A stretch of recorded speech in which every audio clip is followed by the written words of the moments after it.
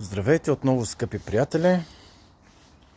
Днес съм решил да ви покажа, тъй като е 30 декември и наближава краят на годината, днес съм решил да ви покажа как да си направим новогодишните пържолки. Решил съм да направя два вида пържоли. Едните са свински, а другите са пилешки. Така, за моите свински пържолки съм взимал от полският магазин беконче. Някой може да ме съди и да каже, че най-хубавите свински пържоли се получават от свинският врат, но аз предпочитам лично за моите да има малко мазнинка и както повечето българи обичат да казват, с хапката да се хлъзга и пийката. Другите пържолки, които ще приготвя, са пилешки. Ето тук имаме пилешко месо, което е от пилешко буче, костите са отделени и имаме само месо. Така, днес ще работя тук в моята кухня. Както ви бях казал преди, ние живеем и работим в Англия. Това е нашата къща. Моята съпруга се вихри вътре в кухнята, а аз съм си направил това малко местенце единствено и само за мен, когато трябва да правя скари и така нататък, да не се вмирисва в къщи. Ето, изкарал съм си вода, течаща си имам. Това бяха старите шкафове от старата ни кухня. Превърнал съм ги в рафтове за обувки, както съм си направил и плот.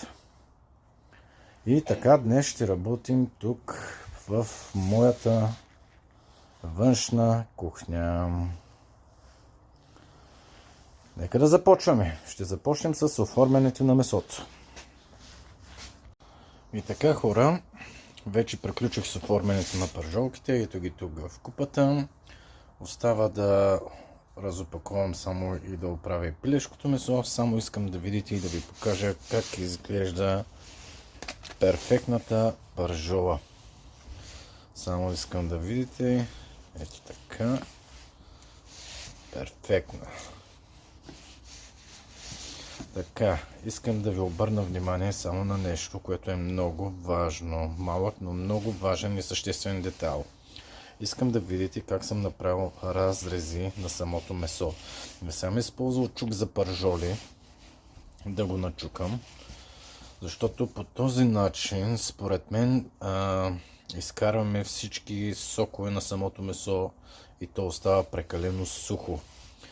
Когато месото е нарязано по този начин, първо позволява самите подправки да влязат по-добре вътре в самата пържолка и второ се запазват неговите сокове и вкусовите качества на самата пържола стават уникални. Така, ето така изглеждат нашите оформени пилешки пържолки. Вече можем да пристъпим към овкусяването на месото.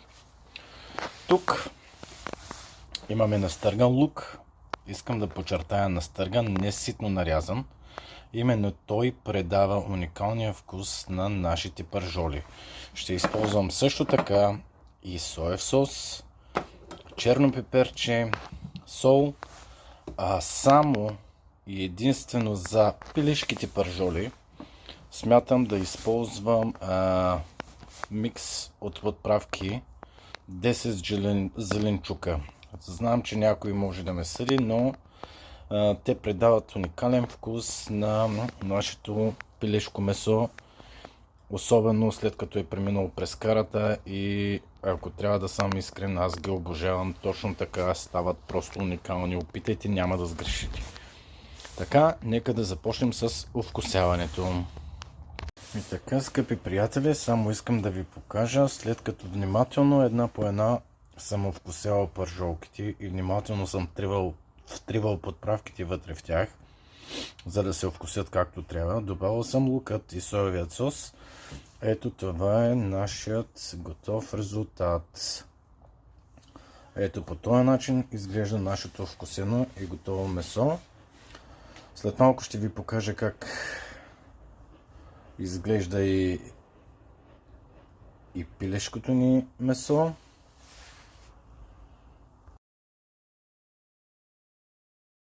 Така, ето тук вече имаме вкусени нашите пилешки пържолки. Ето вижте, отново имаме соев сос, лука отгоре. Така, може веднага да започнете с изпичането на пържолките на скарата, но моят съвет е за още по-добри резултати. Може да покриете овкусените вече пържолки с стреч фолио и да оставите за няколко часа в хладилника. По-късно ще ви покажа вече нашият готов резултат.